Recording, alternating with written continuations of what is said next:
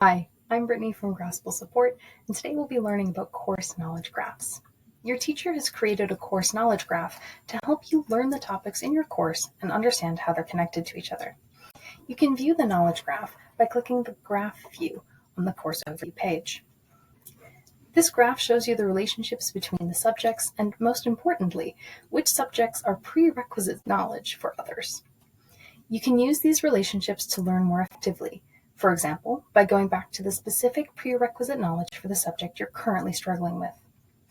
If your teacher also added a prerequisite course with additional subjects, they will be shown in gray on the graph. When you open a subject, at the bottom you will see the prerequisite topics for that specific subject. This also shows you your current mastery of those prerequisite subjects. Click on them to refresh or recap that subject. You can also recap or refresh all of them at the same time. Here you will get a maximum of 6 questions. Feel free to skip through them. The goal is to refresh your knowledge before practicing with the new subject, and it won't be used to update the colors on your course overview.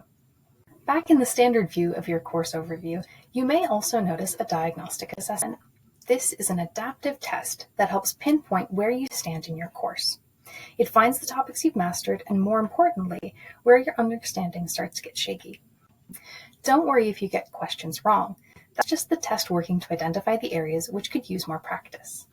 After completing the self-test, you will get a summary, where the graph is shown with the latest diagnostics on where you currently stand with your course. And that's everything for today. Thanks so much for watching.